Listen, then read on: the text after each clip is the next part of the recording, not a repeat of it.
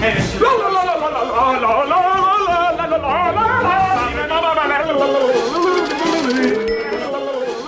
Holy hell! The Cringe was on full display yesterday in a stop in Detroit. This was a amazing practice that Kamala Harris engaged in yesterday because she gave a speech in Detroit to like a majority black audience. And then she went to like the leafy suburbs of far more, let's just say, egalitarian area in Philadelphia. And she sounded totally different. The speeches, what she said, the way she spoke was completely different. And what does that say about you, right? And I think that's an important topic to kind of step back and to analyze and ask, right? It's not like me saying, bro, okay, to Klein. It's not like me saying, yo, to ALX in the morning. This is like a complete and total change of her pandem vernacular. Like she changes the way she talks based on who is listening in order to pander to them and in order to try and reflect what she thinks they want to hear. What an atrocious way to live life. And I just want to take a moment to like talk very briefly about like what this means, you know, if you're a person who does this. What would this say about you, right? If you've been tuning into the show for a long time, and we love you, and we added a red pill, by the way, to the members chat. Okay, so we have red pills. We take requests. All right, people said yesterday, hey, can you make some of the emojis bigger? We did, so you can go check your custom emojis here. Just a shout out to the members chat. If you wish to drop some red pills, ALX, is this the newest addition to the custom emojis? Red pills? Okay, great. You know, the more members we get, the more we can add custom emojis. So it's pretty amazing. Drop your red pills here. And while we sort of monologue and chat through this moment, we'll be happy to screenshot them and pop them up on the screen. We're still working on a way to like integrate all of the chats together. And that's what we want to do. We want to integrate all the chats together and put them up on screen. We also want to bring on a very special guest and do questions only from the audience. So stay tuned for that. ALX is like, stop getting ahead of yourself. Oh, we love the chat. We love the chat. We love you. And we respect you. You pop it up, Klein. Throw them up.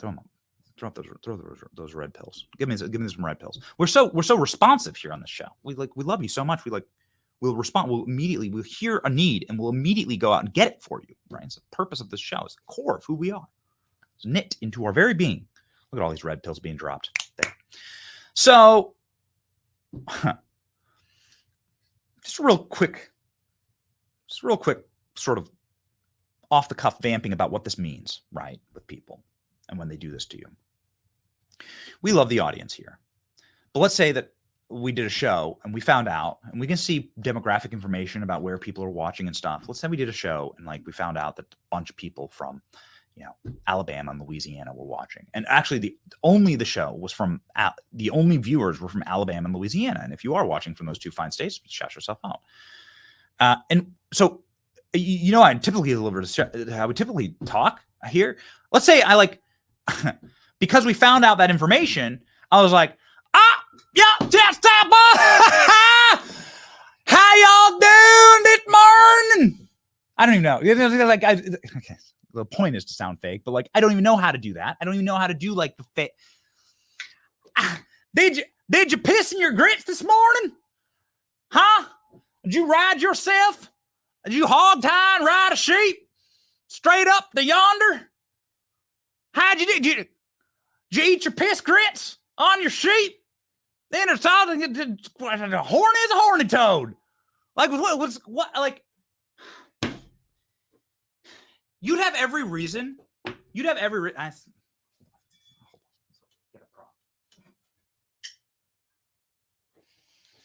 we got some bourbon. It's 8 a.m. Got me some bourbon. Time to have a hootenanny. Like, would you trust me? Okay, I'm from Iowa, a place that's like really famous for non-regional diction. So we're a lot of news broadcasters from Iowa, right? So it's like we're known for just being boring, actually. Put down these bottles of bourbon.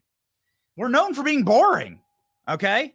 Like we're known for the reason why news broadcasters come from Iowa is because we don't really have accents there. Nothing that special. Maybe it is special. I don't know, but it's just the way it is. If I started talking to you that way because I found out there were a lot of Southerners in the audience, would you trust me? Like, would you feel like that's authentic? Would you like me more? Like, no, actually. Would you feel like our show was ready to deliver truth to you? Would you feel like we're honest and trustworthy when I do that? If I'm like, no, actually, what you should feel, what you have every right to feel, would be insulted. You would feel like I'm pandering to you, that I'm doing a caricature of you, and maybe take it to its end result, like that I think you're low IQ, that I think you're stupid because you're too dumb to realize that I'm like using a fake put on accent, and that I think so little of you, actually, I think you're going to fall for it. You'd have every right to think that. And then you'll never get that on this program, but you'd be like, F that guy. I'm subscribed. Like he's pandering to me. He clearly doesn't respect me. He thinks he can lie, and he's doing so out of what? And this is what's most important. Out of what? Because you all know Kamala Harris. You know people like Kamala Harris. There's a type. Kamala Harris is a cripplingly insecure person. Only insecure people do this. Only people who need immediate and instant validation from strangers, which is actually the sign of a sociopath. Only people that have this like deep, abiding lack of purpose, right, in their life. Somebody who's only ever power gobbled on her knees, like through every hall, of government. Somebody who's like done, who's like debased herself, and has no anchoring to right, wrong, value system, core beliefs, an empty husk that can be manipulated, can be totally and completely controlled. The feature, not the bug, with Kamala Harris. And somebody who doesn't know who she is. We know Kamala Harris's type. We know her type. Men, women, you know these people, and you know it when you meet them. Someone will say, as my Southern grandma used to say, someone who will drip honey in your ear and call you a beehive. It's still a hive of bees if you bury it. Yeah. Somebody who's so inauthentic. And the reason that she does this is because she is so cripplingly insecure in herself. She doesn't know who she is. She doesn't have values. She doesn't have a core, a sense of being. And that's something that you get when you fight in life, when you achieve in life, when you know who you are, when you find your reason in being in the fight, in getting hit in the face and hitting other people in the face, when you know your God and your creator and you know your purpose in this earth and you know why you were created, and you carry forward into the grand expanse of the beautiful universe, knowing that you have a little part to play and that God created you for a purpose and a reason, and he doesn't make mistakes. He didn't create you the wrong skin color or the wrong gender. That God like made you for like a purpose, and you can contribute a note to this grand symphony of the universe. You can have confidence in who you were made. And then you stand upright and you like carry forward, and you don't have to lie. You don't have to pander to people, and you don't have to debase yourself because you have purpose and value. You have value, right? But when you get someone like Kamala Harris, when you get these empty vessels who are so incapable of the happiness and joy and the things that bring the rest of us, like centering in life, like family and children, and our relationship, religion, praying, like working out, eating healthy, living a healthy life, getting some sunshine. Like those, when you don't have those things, you become completely untethered. And then you go about the actions of someone who will do anything for approval. And that's not the person you want in charge of the nuclear codes. That's not the person you want making decisions on a battlefield. Somebody who somebody who has no morals, no grounding, and no purpose in life. The last person you want deciding the future for your family and your children are those people. Now, there's a funny and interesting, as George Lucas would say, it rhymes, right? There's a funny and interesting thing that's happening right now, where a deeply unhappy, far left-wing woman who cares not for the future of American people, has done anything and everything in her life in order to gobble power, and she cravenly and demonically demands to be made president, in spite of the fact that most of the country hates her, is embarrassing herself by using fake accents to try and pull more people to her losing side. We've seen this play before. In fact, we watched it happen in 2016. Ladies and gentlemen, meet that woman, not Kamala Harris, Hillary Clinton. I don't feel no ways tired. I come too far from where I started from. Nobody told me that the road would be easy. I don't believe he brought me this far to leave me.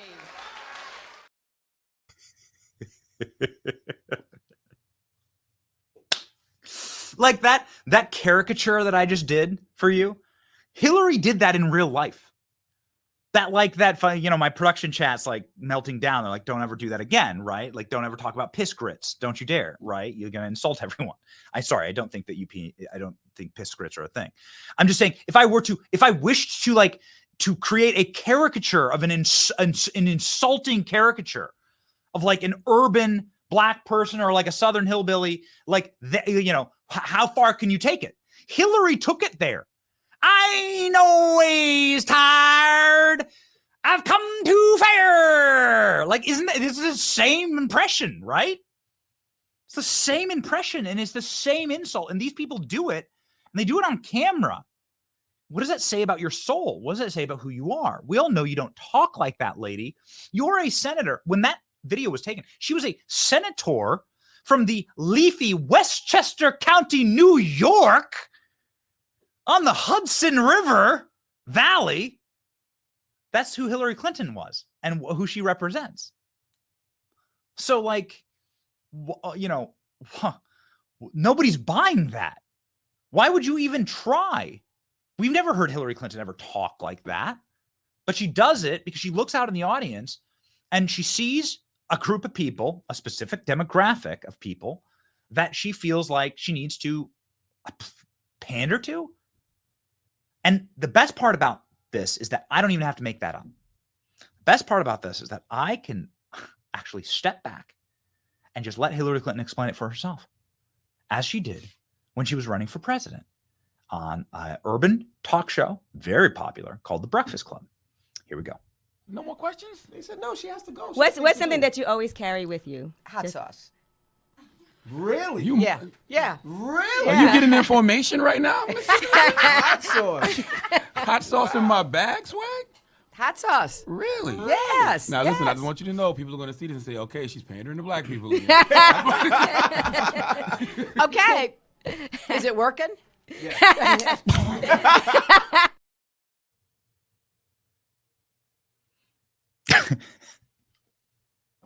Is it working? Luckily for us, we have that clip because it explains exactly what's going on here. Hillary Clinton, in sort of probably an exhaustive moment on the campaign trail, just said, "I'm done pretending." Is my pandering to you working? She asked live on video. So, ladies and gentlemen, we carry forward into the act of Democrats doing this and debasing themselves and what it says about them as people. Donald Trump is a billionaire who stands on stage and says, "I'm a billionaire, and you should want to be a billionaire. And we should all want to be billionaires. This is America. This country's fun. We're having a great time. This is an amazing country. Let's have fun. This country's about fun. What's wrong with having a skyscraper with your name on it? Isn't that the freaking American dream?" And yet, the honesty in that is so profound, and it rings like a bell when you hear it. You're like, man, at least the guy's not lying to me about who he is or where he comes from. At the DNC convention, which we were just at a week ago, there were 7 billionaires who spoke, including the governor of the state that was hosting the convention, a guy named J.B. Pritzker. This guy's a billionaire. And he's getting on stage talking about the evils of billionaires, acting like he comes from the slums in the South Side. We also went to the slums in the South Side. They all told us they were voting for Trump because it doesn't work. But it also says something really upsetting about who you are and who your party, who you stand for, what you stand for, or what you don't stand for, how you view yourself, how you view the people you're talking to. You think they're idiots. And also, more importantly, you hate yourself. It's self-loathing, right? And so when people do this, it really is a sort of red flag, right? Those who've been watching probably have red flags about Joe Biden and have had red flags about Joe Biden for quite a while. Red flag Joe Biden from the 2012 election, going back into the annals of history. Put y'all back in chains. Romney wants to he said in the first 100 days, he's going to let the big banks once again write their own rules. Unchain Wall Street. They're going to put you all back in chains. They're going to put y'all back in chains. You see how long this has been going on? See how excruciating this all is? Like, do people keep falling for this? I don't think they will. I don't believe they will. Joe Biden continued that through into the residency at the White House when he got an opportunity to talk with a rapper. This is how Joe Biden sounded. And two of the great artists of our time representing the groundbreaking legacy of hip-hop in America, LL Cool J. By the way, that man's got biceps bigger than my thighs. I think he's spent. And MC Light, both of you, thank you. Because they both have the light off on the mic, you know you're all here to listen to the new edition. Mike Bivens, 40 years. Sometimes it's fun when they can't even hide it. Hey, boy, you got big thighs. You know what that means?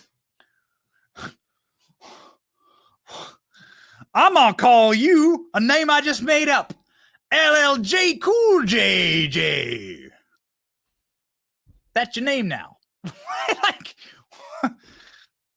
what does it say about you, right? How do they get away? You know how they get away with it.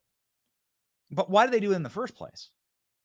One producer Ashley saying that Joe knows corn pop, so it's good. He's got the card. Okay, he knew corn pop. All right, he could do this because one time, and I'm going to retell it, and this is 100% historically accurate. Okay, I know all the fact checkers watch the show. I know the Kamala HQ account watches this show. Okay, so here we go. Get ready to clip this. Okay, get ready to send this to all your fact checker friends. Tell me if I'm wrong. Okay, Joe Biden lifeguarding at a swimming pool in a black neighborhood. Presumably, the vast majority of the people swimming there are black. Joe Biden sees a young black man with too much pomade in his hair. And Joe Biden then tries to fight that man, calls him a racial slur and an ethnic slur because he has too much pomade in his hair. Joe Biden then goes and gets a rusty chain and a razor blade to try and kill that young man. That young man's name is Corn Pop, and that's the Corn Pop story. There's your civil rights hero. This is the guy that gets 90% of the black vote. There you go. That's how broken America is. Fact check me. I dare you. That's the story of Corn Pop. It's actually quite dark. They should maybe it's like Sci-Fi Channel should make the History Channel should do like a dramatic retelling of it. Maybe we'll cast a movie. Let's call it the Corn Pop movie. We'll do like a full 90-minute, like good casting, young Joe Biden, young Corn Pop. Tell the backstory of Corn Pop. Where's Corn Pop come from? Who's his father? Who's his mother? Where, how was he raised? What's the story of Corn Pop? Let's explore that character, And then the meeting in the parking lot where young Joe Biden threatens to kill him and wrap a chain around his neck. That's what Joe Biden said. Wrap a chain around his neck to Corn Pop after he calls him a racial slur for wearing too much pomade in his hair. This young black man. Try to check me on this. We actually have, and producer Danny reminding me, that Joe Biden's friend named Mouse is on camera telling the same story, saying it's all true. This is what Joe Biden did. So there you go. These are the people that Democrats vote for. This is what gets you 90% of the black vote. Jeez. Oh, man. I look forward to it. Please, I dare you. I dare you. Y'all clip Tim Pool's show. You clip our show. We see it, I dare you. We know you're watching. Clip it. Put it up. Let's try this game. Prove to me that that's not what Joe Biden did. Because, the dude's on camera, like, telling the story, and a bunch of his friends told the same story. So there you go. There's your civil rights hero. Okay. Here's your civil rights hero doing the same thing. The fake accent. We've all heard hundreds of thousands of hours of Obama speeches. But when Obama gets in front of a specific audience in a specific room with a specific vibe, again, suddenly you sound like Foghorn Leghorn. Here you go. If John Lewis, even in his 70s, wasn't tired, I got no excuses. I can't be tired. If the men and women who had to endure the sting of discrimination, the smack of belly clubs, weren't tired. If the folks who had to fight those early fights, those were the tough fights for union rights and voting rights and gay rights and women's rights. If they didn't get tired, you can't be tired.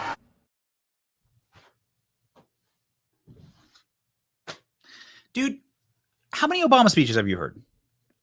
Is that the way he talks with Vladimir Putin at like the NATO joint summit? They're liars. That's what it says. Okay? What it says about these people is, one, they disrespect you and they hate you. They think you're dumb. They think you're low information, low IQ. And by you, I mean Democrat voter bases who show up for these rallies. And then two, it says so much about them, right? Where they have such lack of security in themselves, lack of purpose in their lives, that they themselves don't feel adequate. And they have to put on a show. But they need the applause and the approval of strangers, which is the mark of a sociopath. So that's what it says. And you'll never catch me doing fake accents on this program. We like doing impressions. I'm no good at them, but I have fun doing them. We like doing impressions. But that you won't find that, right? We'll never, ever do that. You won't find it with Trump either. Like you've heard Trump talk to black churches. You've heard Trump talk to the Platinum Plan. We had that at the White House. And Kanye West, right? When Kanye West jumped on the Oval Office desk, the Resolute desk, and smacked, Trump with a MAGA hat and hugged him. I love this guy, right? Did Trump talk any different? No. Trump flies to the NATO summit and speaks with European leaders and is the same person. And then he goes to Pyongyang and speaks with Kim Jong-un. It's the same person.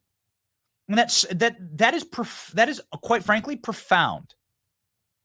You do not want a liar or fraud in charge of this country. You need people who have stability to take the toughest job on earth. So this is what we saw yesterday with Communist Camilla. So Camilla was in Detroit, and she was speaking to what we've seen photos of the audience, what we can assume is a minority audience. Okay. The whole that entire saying is actually paradoxical, but anyway, there was a very urban. She was in an urban center of Detroit, speaking to an urban audience, and Kamala Harris, who grew up in the leafy French suburbs of Montreal, Quebec, somebody who's far more likely to parlez-vous français than Ebonics. Kamala Harris had this to say yesterday in Detroit. Let's just get through the next 64 days. How about that?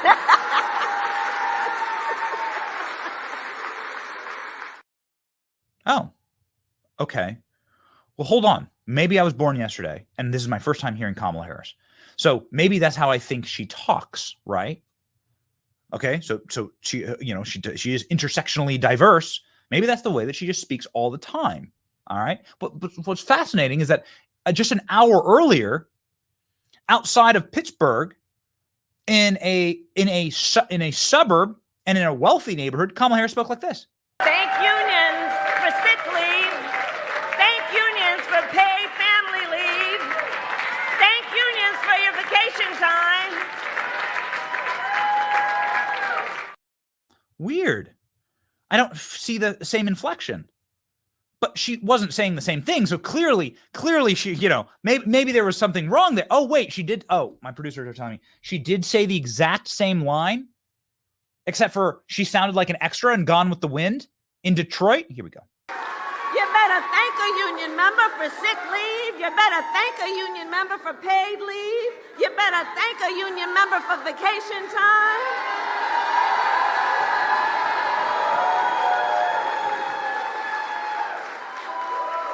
Because what we know.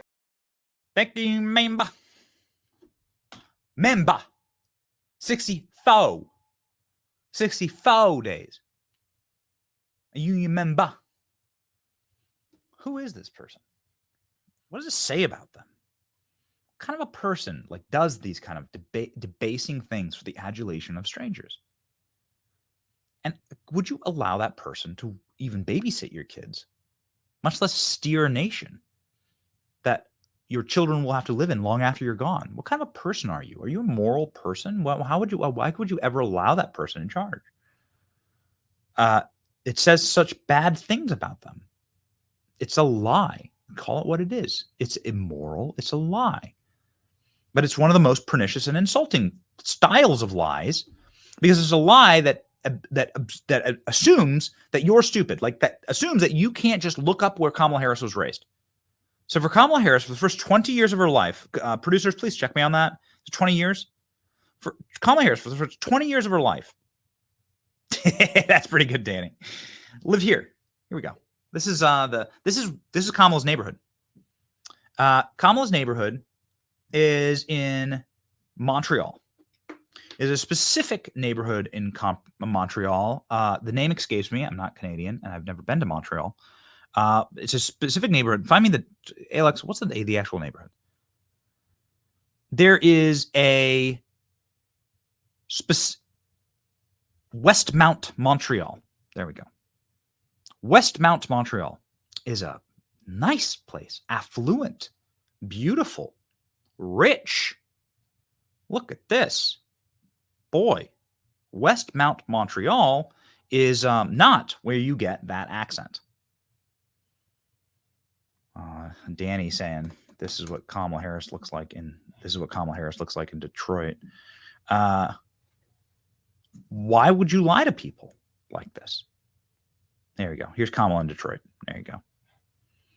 Yeah.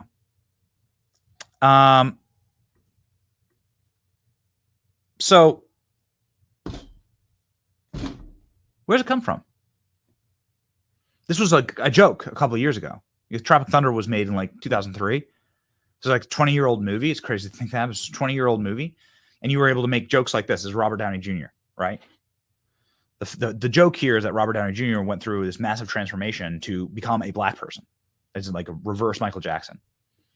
And then he changed his vernacular. He sounded very urban. He sounded very Southern. Everything, and that was the joke. The joke was that he did that. We all laughed. And now that joke is, in fact, running for president. So, ladies and gentlemen, we have more examples of this. And it is an important reminder that this person is fake. Here we go. November accent, Kamala Harris. Hold on. You know what? Here, hold on. Here's the thing.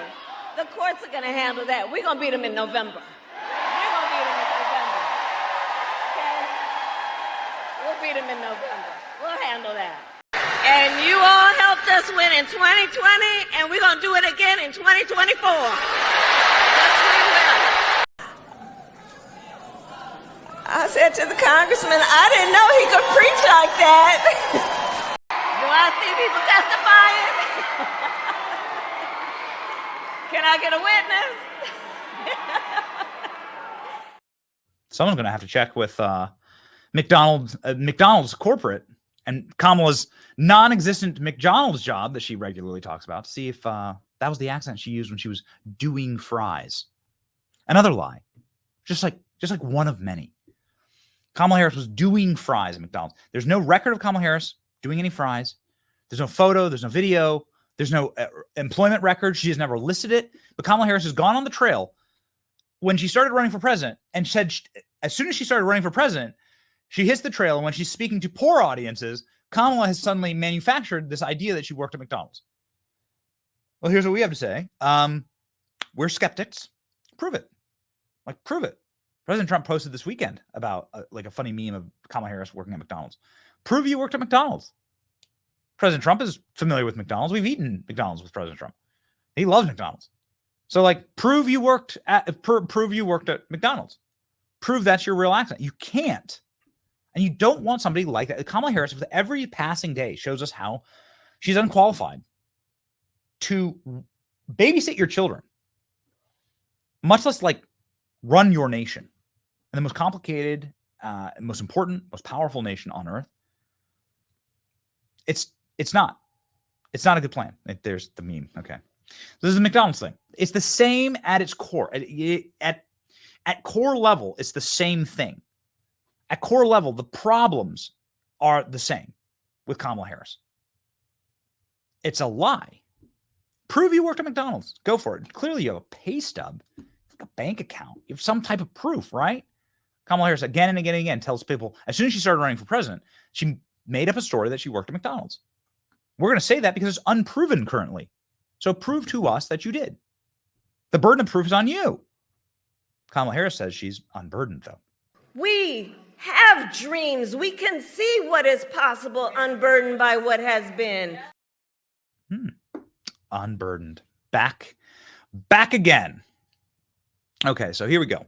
I did ask my producers, like, what is the timeline for Kamala Harris in Montreal? She was born in Berkeley, not a particularly rough neighborhood. She moved away at 2.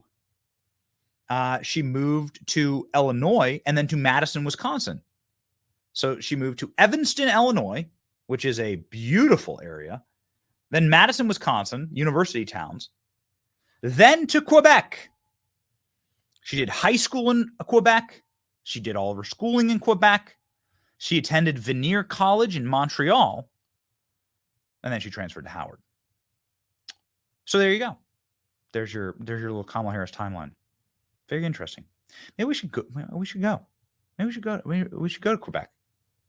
Maybe we should go. We should go to Quebec and we should spend a day there in her little West Mountain neighborhood. We should start asking people. We should go to this neighborhood and we should start asking people. Just get our mic and start asking people like just basic questions. See if they talk like this. Do they talk like Kamala does? In these, this would be very important, I think, research for this team to engage in. We'll see if we can't make it happen. If we did that video, hopefully Kamala Harris would be able to watch it on her phone and be able and use it as an opportunity to avoid the press. Here's Kamala Harris on her phone yesterday, not taking questions from the press because she has her wired earbuds in. What year is it? Kamala Harris with her wired earbuds in and watch here. This is great. Then she's on the phone. She's on the phone. She's on the phone with her wired earbud. I don't even have them because they're so outdated. Nobody has wired headsets in anymore. What she's trying to do is make the wire is there to prove to people that she's currently not engaging. That's what the wire is there for. Nobody has these wired earbuds anymore. And now she's talking on the phone with her wired. You don't need to hold. If you already have here, I got an earpiece in. I already got an earpiece in for the show. So it's hard to see, but there's an earpiece right there. It's as hard to see as the earpiece that Joe Biden wears whenever he does an interview. I got an earpiece in, okay, for the show, when I'm doing the show.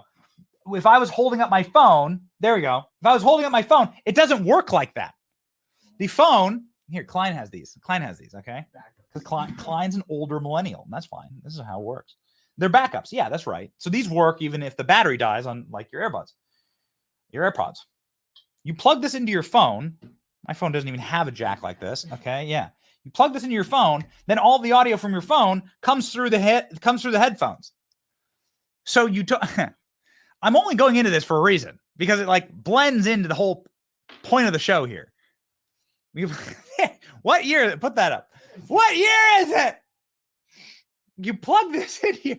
You plug this into your phone, and the audio from your phone goes through the earbuds and into your ears. And that's how you hear what's going on in your phone. Your phone can remain in your pocket or down here. That's why the earbuds are dangling. If you put your phone to your ear while your earbuds are in, I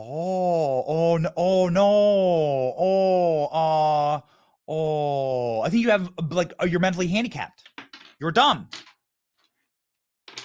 You're Joe Biden IQ. So this is what we're swapping out here. What's the point? The point is that she lies. The point is that she's lying. She's lying once again to the American people. That's the point. The point is that the whole thing was a lie. She was doing that. She's fake. It's faker. This is fake. This is great. This is Who does this? Who does it? Anybody got a nana or mima or a mum or like a grandparent? Sometimes grandparents do this. Okay. Sometimes grandparents do this. Kamala Harris fancies herself as like very, very young, and she's not. She's actually she's like the youngest generation to still be considered part of the boomer generation is actually Kamala Harris. And so I don't know. Any boomers in the audience? Let me know. You talk on the phone like this? Is this us? Is it? Are we being insensitive about this? Is this culture? Is this culture? We've been insensitive to, I guess, Kamala's culture the entire program. So is this culture that we're insulting here? So remarkable. Where is she headed? So she's headed out to a event with Joe Biden. So they pull Joe Biden. They pull Joe Biden out, and that's maybe who she was calling there. maybe that's who she's on the phone. We know she's done fake phone conversations with Joe Biden before. Maybe that's what they're setting up here, ladies and gentlemen. We're not exactly certain, but maybe that's what's happening. Ladies and gentlemen, we do know this, that Joe Biden did appear on stage with Kamala Harris yesterday, and that Joe Biden, I'm very pleased to report to you, is back, baby. Here we go. You can no longer be the manufacturing capital of the world. Where the hell is that written? We are the greatest manufacturing county in the world, state in the world, city in the world. We're going to remain that way. So we're in a manufacturing city, we're the greatest manufacturing city. It's good to see. It's good to see, in fact. What a demonic party to put this guy out back on stage. Here we go. Joe Biden just spinning the oldies. Let's go. I remember when my great-grandfather was only the second Catholic elected statewide to the state Senate here in Pennsylvania. And I remember they talked about when they're running against him in 1906, they said, guess what? They said, he's a Molly Maguire. You know what a Molly Maguire was? Well, those of you who don't, a Molly Maguire, back in the old days, when we Irish and the Catholics came, and then the Poles and others that were Catholic, when they came to the United States of America in the beginning of the 1840s, and late 1840s, they made their way down into Pennsylvania. A lot of them, and there's a tier in the coal mines. Those guys who got there last ended up being the last people in the coal mines. But a lot of the English owned the coal mines, and what they did was they'd really beat the hell out of the mostly Catholic population that was in the mines. Not a joke, not a joke. But there was a group that called the Molly Maguires. And the Molly Maguires, if they'd find out the foreman who was taking advantage of an individual, and they'd literally kill him. Not a joke. And they'd bring his body up and put him on the doorstep of his family. Kind of crude. But I got to admit, they accused my great-grandfather of being a Molly. He wasn't. But we were so damn disappointed. That's a joke. That's a joke. Look.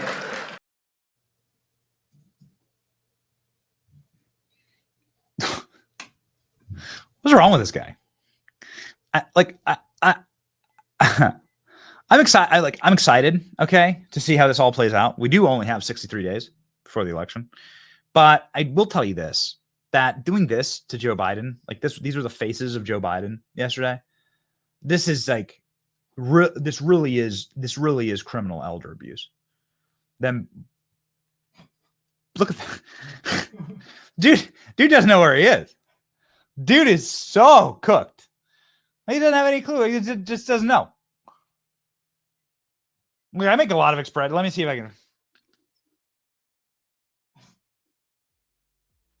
I make a lot of expressions. Let's try the other one. You'd say like, geez, like somebody help Benny. He's having a stroke. If I was doing those expressions, maybe I'd do them during my fake Southern accent. What do we do, baby? All right, so.